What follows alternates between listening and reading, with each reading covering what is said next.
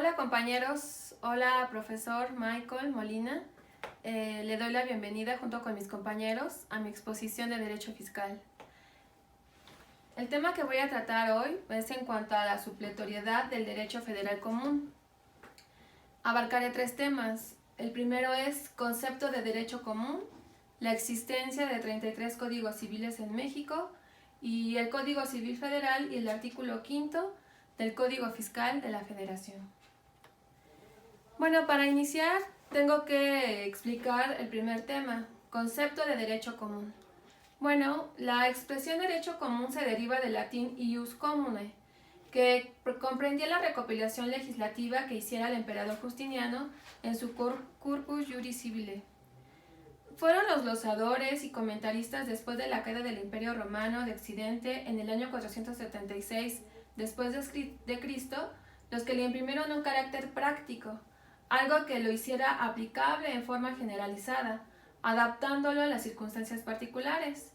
Así, el derecho común logró predominar en la Europa central y occidental, quedando impregnada la esencia del Corpus Juris Civili Justinianeo. Y precisamente aquí integré un mapa de esa época, de cómo se fue extendiendo en toda Europa occidental, oriental y todos los territorios conquistados, la esencia del Corpus Juris Civile. Bueno, ahora demos paso a uno de los temas que pudieran parecer más largos de la exposición, pero un subtema del tema que estoy tratando es los 33 códigos civiles en México. Y bueno, vamos a hacer un poquito de historia y ver un poco de antecedentes. Bueno, la codificación civil en México dio inicio en el siglo XIX y se dividió en tres etapas. Una fue la etapa federalista. Bueno, esta se caracterizó con la promulgación de la Constitución de 1824 y precisamente ahí dio inicio la primera etapa federal de la nación mexicana. Y pues algunos estados comenzaron a realizar sus propios proyectos de Código Civil. De hecho, en este escenario fue que nació el primer Código Civil en México. ¿Cuál fue? Pues el Código Civil de Oaxaca, que se promulga en 1827 y 1829. Y pues, ¿qué influencia tenía? Pues nada más y nada menos que el Código Napoleónico de Francia. Y como ya vimos anteriormente, ya sabemos de dónde viene también su influencia, de Roma. Bueno, puse una fotografía de lo que es la portada del Código Civil del Estado Libre de Oaxaca y precisamente aquí marca el año de 1828. Bueno, claro, en esa época, en la primera etapa de codificación, el Código de Oaxaca no fue el único proyecto, sino que en 1829 también el Estado de Zacatecas publicó un proyecto de Código Civil. En 1833 también el Estado de Jalisco propuso un proyecto de la parte primera de su Código Civil. Y por último, el Estado de Guanajuato organizó un concurso que premiaría al que presentara el mejor proyecto de Código Civil. Pues en esta primera etapa de creación de códigos por parte de los estados, tuvo como fin el establecimiento de las 7 leyes en 1836. Pasamos a la siguiente etapa de codificación, fue la etapa centralista. Esta etapa duró 11 años, de 1835 a 1846. En esta, México experimentó dos conflictos internacionales conocidos. Uno fue la intervención francesa y otro la intervención estadounidense. Y por estas obvias razones, los mayores esfuerzos que hubo por codificar de forma civil al país fueron llevados a cabo solo por particulares. Entre ellos se encuentran los proyectos de redacción de Vicente González Castro, las pandectas hispano-mexicanas de Juan Rodríguez de San Miguel. En lo particular me llamó mucho la atención de este proyecto, las pandectas hispano-mexicanas de Juan Rodríguez de San Miguel. Más adelante les voy a explicar una mini investigación que hice al respecto. Bueno, y como intentos por parte del gobierno, solo se encontraron los de Mariano Riva Palacio, que en 1845 organizó también un concurso parecido al anterior para que se premiara al mejor proyecto de Código Civil. Y en ese mismo año encargó a una comisión la tarea de realizar un proyecto de Código Civil. Y como les comento, uno de esos proyectos que captó mi interés fue el de San Miguel Rodríguez.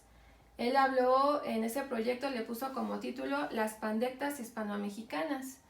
Y pues como lo menciona el nombre, este proyecto estuvo grandemente influenciado por material procedente de la legislación dictada por los españoles y por la Audiencia de México. ¿Qué buscó este autor y jurista? Pues buscó, al igual que los compiladores romano-bizantinos, recoger el derecho de épocas anteriores que todavía estaba vigente.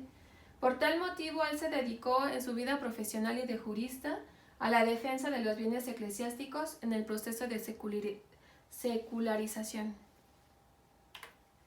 Bueno, pasemos ahora al Código Civil de 1857. Bueno, quiero decirles que aunque el tema o el subtema es los 33 códigos civiles en México, no abarcaré los 33, no se preocupen. Hasta aquí vamos en el Código Civil de 1857. Resulta que con la caída de Santa Anna, la promulgación de la Constitución de 1857, se da el regreso al sistema federal.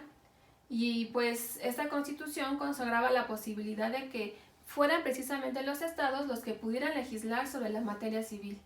Y precisamente es en esta época que el presidente Benito Juárez encarga a Justo Sierra la realización de un proyecto de Código Civil que tuvo como principales influencias nuevamente el Código de Napoleón. Y precisamente lo que se buscaba era que este proyecto fuera adoptado por todos los estados de la Federación, pero pues solo lo adoptó el estado de Veracruz en diciembre de 1861. Y bueno, puse también una diapositiva de lo que es la portada del Código Napoleónico. Pasemos ahora al Código de 1870. Resulta que la Federación en esa época forma una comisión en 1868 y esta expide en 1870 el Código Civil para el Distrito Federal y el territorio de Baja California. Ya expedido, este código fue adoptado por casi todos los estados. Al fin, ya para 1870 todos los estados lo adoptaron sin hacer modificaciones. Este código presenta como influencia no solo el proyecto de Justo Sierra, sino también la influencia del código portugués y la ley hipotecaria española de 1869.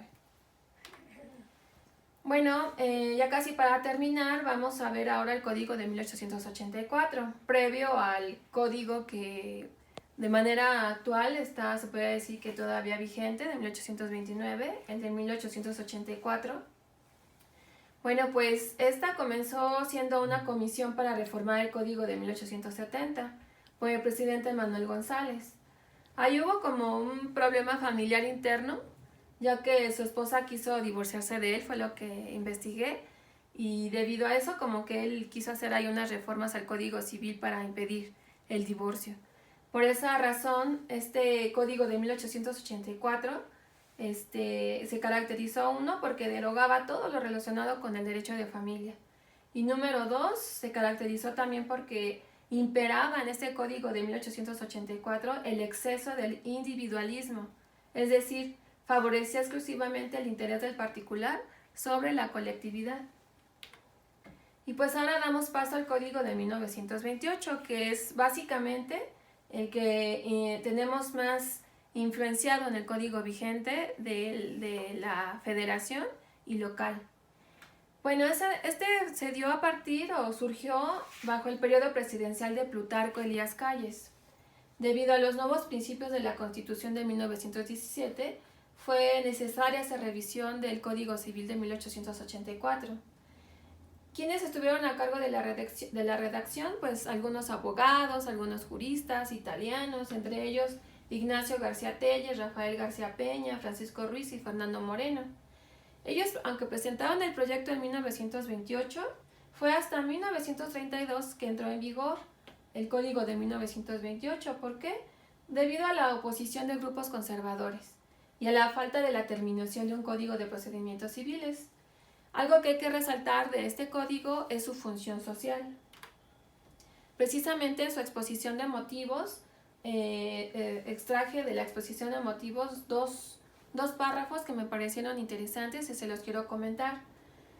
Debido a que el código de 1884, como ya vimos, le daba más atención a la individualización y a ciertos grupos particulares en lugar de la colectividad, es decir, se le daba más atención al rico que al pobre. Este código de 1928 fue más social. Noten lo que dice aquí. Se precisó socializar el derecho con este código civil. Y en la exposición de motivos se incluye en este comentario de un publicista que dijo: una socialización del derecho será un coeficiente indispensable de la socialización, en oposición con el individuo egoísta, haciendo nacer así a un tipo de hombre más elevado, el hombre social. Y más adelante añade la exposición de motivos lo siguiente: socializar el derecho significa extender la esfera del derecho del rico al pobre, del propietario al trabajador, del industrial al asalariado, del hombre a la mujer, sin ninguna restricción ni exclusivismo. Pero es preciso que el derecho no constituya un privilegio o un medio de dominación de una clase sobre otra. Y bueno, ya que hicimos todo este recorrido, llegamos al punto que quizás para muchos digan, es el punto que más nos interesa. Sin embargo, ahora vamos a ver por qué tuvimos que hacer todo ese viaje en la historia.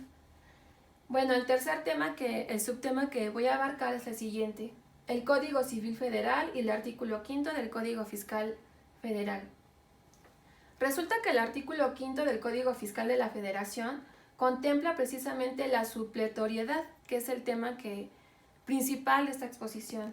La supletoriedad de la ley civil, ¿para qué? Para llenar los vacíos legales en que pudiera haber incurrido el legislador fiscal al emitir la codificación rectora de esa disciplina jurídica y cuya aplicación corresponde a las autoridades tributarias. Esta definición la extraje de una tesis aislada de la novena época, página 1087, como que nos deja más claro el punto a tratar. Más adelante, precisamente la definición del Código Fiscal de la Federación, en su segundo párrafo, artículo 5, nos dice esto: las otras disposiciones fiscales se interpretarán aplicando cualquier método de interpretación jurídica.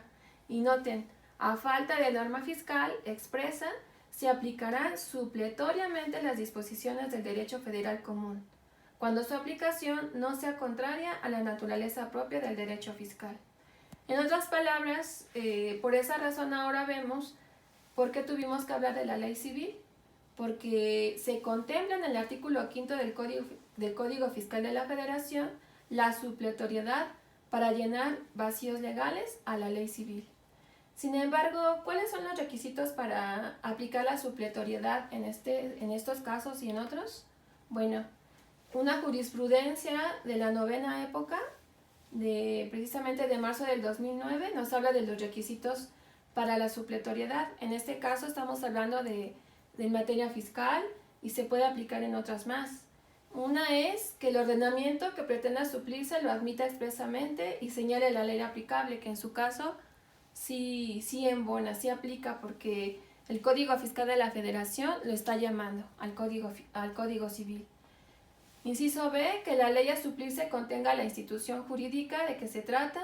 Inciso C, que no obstante la existencia de esta, las normas reguladoras en dicho ordenamiento sean insuficientes para su aplicación al caso concreto, por falta total o parcial de la reglamentación necesaria. Entonces, yo entiendo hasta este punto que como abogados tenemos que invocar la ley civil a falta de dicho ordenamiento que sea insuficiente en un caso concreto. Y por último, que las disposiciones con las que vaya a colmarse la deficiencia no contraríen las bases esenciales del sistema legal de sustentación de la institución suplida.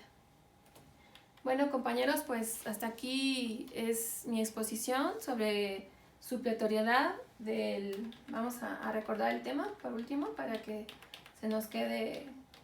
Ese es el tema: supletoriedad del derecho federal común, los subtemas que abarcamos, y les agradezco su atención. Espero sus comentarios, espero sobre todo los comentarios del especialista, el fiscalista Michael Molina, y pues muchas gracias por su atención. Nos vemos pronto. Chao.